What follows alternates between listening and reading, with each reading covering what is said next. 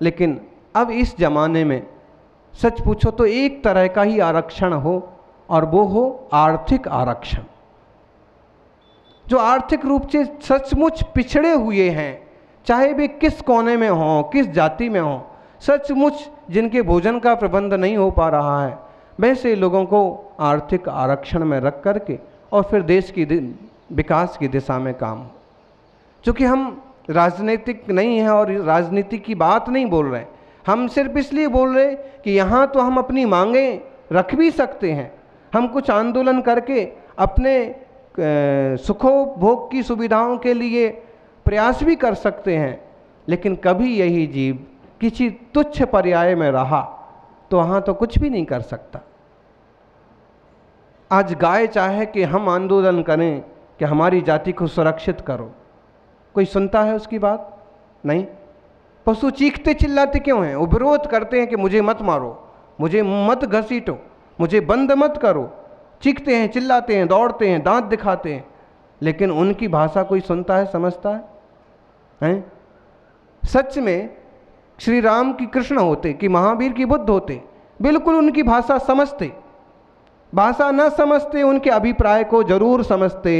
और इसीलिए जब बंसी बजाते थे तो आकर के सैकड़ों गायें नारायण कृष्ण को घेर के खड़ी हो जाते थे। एक तरह का प्रेम, एक तरह का सुकून। नेमिनाथ स्वामी ने पशुओं की भाषा समझी और वो सब छोड़ के राज द्वारिका का राज छोड़ के, समझो नारायण कृष्ण का साथ छोड़ के, नई नवेली राजुल का साथ छोड़ के और गिरनारी के ऊंचे पहाड़ पर चढ़ के तपस्या में लीन हो गए। मेरे कारण से पशुओं पर जन्म होगा, मुझे नहीं चाहिए ऐसी शादी। बहुत संवेदनशील व्यक्ति होता है तो समझता है कि कुत्ता हाँफता हुआ हमारे द्वार पर आया है तो इसे कुछ खाने को दे दो, इसे डंडा मत मारो।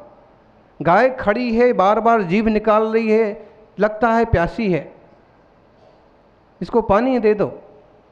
संवेदनशील लोग आज भी पशु की भाषा समझ जाते हैं, और न संवेदनशील हों तो सिर पटक लें, वो कितना चीख लें, चिल्ला लें, कसाई तो तलवार चला देता है, चाकू चला देता है, दया नहीं आती। मतलब यह जीव कभी ऐसी तुच्छ पर्याय में रहा तो इसकी बात कोई सुनता नहीं है। आज हमारी बात कोई सुन सकता है तो हम ज़्यादा सुनाने की बजाय खुद के जीवन को ऐसा संयमित करें, ऐसा नियमित और व्यवस्थित करें, ताकि तप त्याग के क्षेत्र में कुछ सीढ़ियाँ चढ़ के हम परमात्मा स्वरूप को उपलब्ध होने का रास्ता अख्तियार कर पाएँ। महावीर स्वामी कहते हैं हर एक जीवात्मा भगवान बनने की सामर्थ्य रखता है। मोदी जी कह रहे थे कि जैसे एक हाथी और अंधे लोग, तो कोई तो कहता है हाथी खंबा है, कोई कहता है हाथी तो सूप जैसा है, कोई कहता है हाथी तो रस्सी जैसा है, जिसको जो पकड़ में आ गया उसने वो मान लिया। ऐसे ही एक वस्तु में अनेक धर्म होते हैं, एक वस्तु में अनेक गुण होते हैं, इसलिए हम किसी चीज का एकांत पक्ष ना खींचे। सांप्रदायिक दंगों का मूल कारण क्या है? सिर्फ अपने आप को बड़ा दिखाने की कोशिश करना, दूसरे को एकदम तुच्छ समझना। नहीं, वह दूसरा भी किसी दृष्टि से सही है, तुम्हारी दृष्टि से सही ना हो लेकिन वो अपनी दृष्टि से तो सही है ही। ऐसे में आप उसके साथ गलत व्यवहार नहीं कर सकते। आत्मार्थी सज्जनों, हर एक आत्मा परमात्मा बनने की सामर्थ्य रखे हुए। जैसे बीज में से वृक्ष बनता है, हैं? अभी हम कभी कभी उदाहरण देते हैं कि जैसे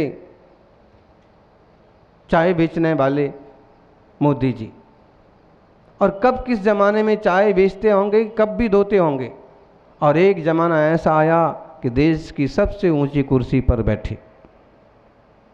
इससे ये समझिए कि कब कि कोई एक व्यक्ति, एक मनुष्य सीधा सच्चा सही पुरुषार्थ करे, सही निमित्त मिल जाए तो सादा व्यक्ति भी प्रधानमंत्री बन सकता है। ऐसे ही यह अपना जीवात्मा संयम, तप, त्याग, भेद विज्ञान के बल पर पुरुषार्थ करे तो इस भाव में नहीं, थोड़े भाव में ये जीवात्मा भी परमात्मा बन सकता है, भगवान बन सकता है।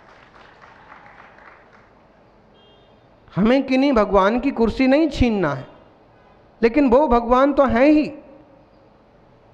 ये आत्मा शुद्ध हो जाए तो ये भी परमात्मा बन जाए। खान में से निकला हुआ कोई भी सोना जब निकलता है तो काला होता है, मिट्टी भरी होती है, पहचानना मुश्किल होता है कि सोना है भी कि नहीं। लेकिन सच्चा पारखी पहचान जाता है कि अमुक खान के पत्थरों में इतना सोना निकलता है, अमुक देश के स्वर्ण पाषाण में 1 क्विंटल पत्थर में आधा किलो सोना निकल सकता है, जिसकी पारखी नज़र है। ऐसी ज्ञानी की पारखी नज़र है कि इस कर्मों के, नो कर्म के, शरीर के मेले के अंदर चमकता हुआ चैतन्य प्रभु आत्मा विराजित है। जब आयु पूरी होती है तब तो सबको मालूम पड़ता है कि शरीर यहीं रह गया, आत्मा निकल गया। जबकि ज्ञानी मुनि यहाँ ज्ञान के माध्यम से जान लेते कि मैं आत्मा अलग हूँ, शरीर अलग है। इसलिए वे इतनी कठोर साधना में तप करके अपनी आत्मा को सोना बनाने का पुरुषार्थ करते, वे विषय वासनाओं को जलाते हैं, कामनाओं को खत्म करते। संयम के द्वारा ही ये सब कुछ संभव है। सोना यदि सहनशील ना हो, सोना यदि आग में भट्टी में ना जले तो निखरेगा? नहीं निखरेगा, तपना तो पड़ेगा, संयमित रहना पड़ेगा, चुप रहना पड़ेगा। जो शिष्य गुरु की बात जितनी मानता है, जितनी शालीनता से स्वीकार करता है, वह उतना आगे बढ़ जाता है। और जो हर बात पर गुरु का, पुरखों का, बड़ों का विरोध करता है, तर्क लगाता है, उसकी ज़्यादा उन्नति नहीं हो पाती। उसने संयम रखा, मन का संयम रखा, वचन का संयम रखा, काय का संयम रखा। संयम किसी भी क्षेत्र में बहुत ज़रूरी है। आप कहोगे महाराज जी पालें संयम। भाई महाराज जी तो पालेंगे, मुनिराज तो संयम की साधना कर ही रहे हैं, ब्रह्मचर्य का शुद्ध पालन करते ही हैं। वे तो त्यागी हैं, व्रती हैं, वो पालन करते। तो गृहस्थी को बिल्कुल नहीं करना क्या? गृहस्थी को भी एक तरह का संयमित जीवन जीना चाहिए। जिस गाड़ी में ब्रेक नहीं, उस गाड़ी में कोई बैठना पसंद नहीं करेगा, और बैठ भी जाए तो कहीं टक्कर लगेगी, बेमौत मरेगा। ऐसे ही जिस जीवन में संयम नहीं, उस जीव की संगति करना नहीं, और अगर उसकी संगति की तो तुमको भी नुकसान उठाना पड़ेगा और उसको भी। जीवन में संयम का ब्रेक होना चाहिए। और संयम का मतलब पूरा ब्रह्मचर्य व्रत ले लो, सब कुछ त्याग दो, जरूरी नहीं है। जिनसे बनता है वो करें, आपसे नहीं बनता है उसके छोटे छोटे रूल्स हैं। आप व्यापारी हैं, उसमें आपका संयम यही है, मैं किसी को ठगूंगा नहीं, मैं मिलावट नहीं करूंगा। संयम रखा मन पर, ज़्यादा पैसे कमाने का लोभ नहीं पाला आपने। वचन का संयम रखा, आप बड़े अधिकारी हैं, बड़े नेता हैं, अपने वचन का संयम। आप चाहते तो गाली भी बोल सकते हैं, आप चाहें तो फटकार भी सकते हैं, लेकिन बड़ी शालीनता से पेश आते हैं। वचन का संयम रखा, काय का संयम रखा। शक्तिशाली है, सामने वाले की गलती है, चाहें तो एक झापड़ा लगाएं और हमारा कोई कुछ नहीं बिगाड़े, काय का संयम रखा। उसको समझाइश दी, तुम्हारी गलती इतनी बड़ी है कि कोई भी तुम्हें तमाचा मारेगा, लेकिन भाई सावधानी रखो, गलतियां मत करो, जीवन अच्छा बनाओ। मन का संयम, वचन का संयम, काय का संयम, तीनों तरह का संयम ये त्यागी तो पालें, बहुत अच्छी बात है, इनका धर्म है। तो गृहस्थियों को भी किसी अंश में स्वीकारना चाहिए। बाहर की शुद्धि से शुद्धि नहीं होती है। हमारा शरीर मैला काला होगा, लेकिन हमारी आत्मा पवित्र है, हमारा मन पवित्र है।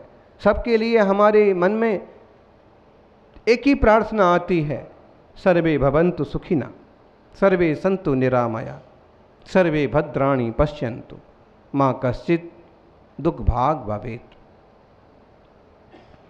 कोई दुखी ना हो,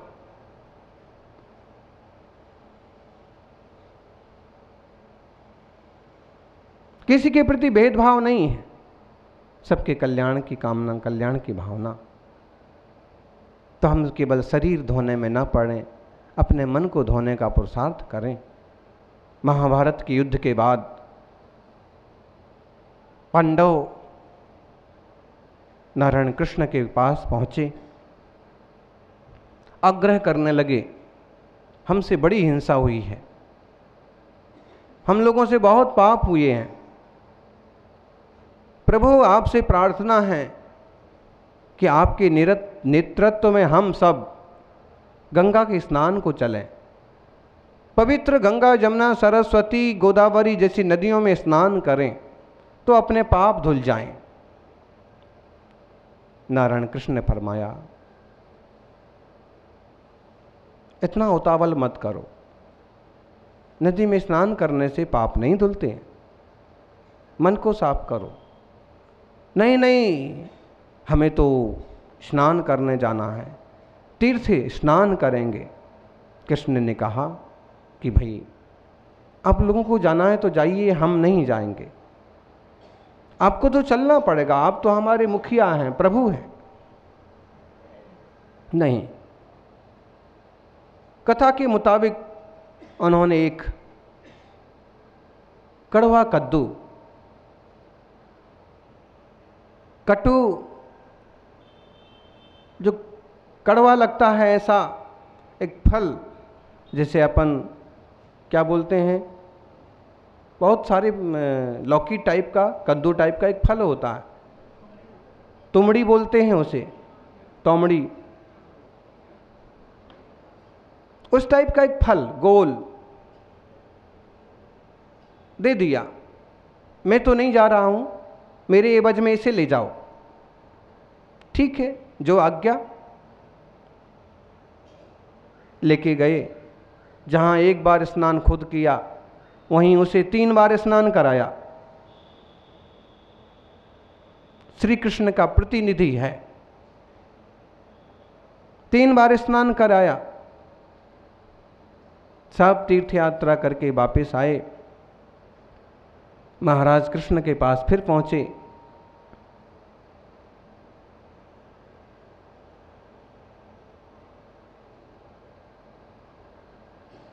कुशल क्षेम हुई, सारी बात बताई कि हम तो आपके प्रतिनिधि को, आपके इस फल को हर जगह 3-3 बार स्नान कराए हैं। उन्होंने मुस्कुराते हुए कहा, बहुत अच्छा, आप लोग आए हैं तो इस खुशी में कुछ गिफ्ट, कुछ प्रसाद भी आपको मिलना चाहिए। तो इसी फल को, इसी कद्दू को, इसी तुमड़ी को तोड़ें और सब लोग थोड़ा थोड़ा प्रसाद रूप से ग्रहण करें। जानते तो थे कि कड़वी, लेकिन बात कौन टाले। थोड़ा खाया, इतना कड़वा लगा कि थू थू थू करने लगे। नारायण ने पूछा, क्यों थू थू करते हो? कड़वा है, कड़वा है। कड़वा क्यों है? ये तो कड़वा ही होता है, ये फल कड़वा होता है, लेकिन तुमने तो इसे 3-3 बार स्नान कराया सभी पवित्र नदियों में, बिल्कुल कराया, तो फिर कड़वा क्यों है? क्योंकि इसकी कड़वाहट भीतर से होती है, इसलिए कड़वा है। तब नारायण ने जो श्लोक बोला, जीवन में सुनने समझने लायक है। आत्मा नदी संयम तो ये पूर्णा, सत्यावहा शील तटादयोर्मी, तत्राभिषेकम कुरु पांडुपुत्र, न वारिणा शुद्ध्यति चांतरात्मा। हे पांडुपुत्रो,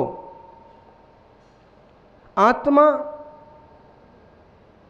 ये जो है परम पवित्र है। और आत्मा कब शुद्ध है? आत्मा एक सुंदर नदी है, अपने आप में शुद्ध है। संयम तो पूर्णा, इस आत्मा रूपी नदी में संयम का जल बहता है, मतलब है जिसके जीवन में संयम है उसका जीवन ही जीवन है। संयम रूपी जल बहता है, सत्यावहा शील तटादयोर्मी। सत्य और शील ये दो तट हैं, दया की उर्मियां हैं, तरंगें नदी में कैसी कल्लोलें उठती हैं, वह उर्मी है दया। ऐसी आत्मा रूपी तत्राभिषेकम कुरु पांडुपुत्रो, हे पांडुपुत्रो उस आत्मा रूपी नदी में जिसमें शील है, संयम है, दया है, उसमें स्नान करोगे तो तुम्हारी आत्मा शुद्ध होगी। केवल पानी में डूबने से आत्मा शुद्ध नहीं होगी। कैसा गजब का उपदेश दिया। आप गंगा जी स्नान के लिए जा रहे हैं, कोई बुरी बात नहीं है, लेकिन उसका जल पड़ते ही, उसमें डुबकी लगाते ही अपने शरीर से तो ऊपर का मैल धुलना चाहिए, और डुबकी लगाते जैसे शरीर को शीतलता मिलती है, ऐसे मन में भी शीतलता आना चाहिए, दया आना चाहिए, प्रेम आना चाहिए, संयम आना चाहिए। देखो, मन का संयम ना पाला जाए, वचन का संयम ना पाला जाए तो अनर्थ हो जाते हैं। छोटा सा प्रसंग हम आपको सुनाएंगे। यूं तो सब जानते हैं कि द्रौपदी का एक वचन अंधों के अंधे होते हैं, बोले महाभारत हो गई। एक खोटा वचन। शूर्पणखा की एक शिकायत, पीछे की कथा आपको मालूम है कि नहीं, लेकिन जैन जो पद्म पुराण है, श्री रामचरित है, उसमें एक कथा आई है। खरदूषण की बहन थी शूर्पणखा, वहाँ पर उसका नाम लिखा है चंद्रनखा, बड़ी सुंदर थी, और जंगल में उसका बेटा तपस्या कर रहा था। बेटे को देखने को, भोजन देने को वो गई थी, विद्याधरी थी, रिद्धियाँ थी उसके पास, लेकिन वहीं पर तपस्या करते हुए लक्ष्मण को उसने देखा। लक्ष्मण को देख करके उसके मन में आया कि ऐसा सुंदर व्यक्ति तो मेरा पति होना चाहिए। बताइए, खुद के बेटे की उम्र के बराबर उस पर रीझ गई। वो खुद भी सुंदर तो थी। लक्ष्मण के पास जाके कहा, मेरा कोई मालिक नहीं है, मेरे माँ बाप ने मुझे जंगल में छोड़ दिया, आप मुझे स्वीकार करो।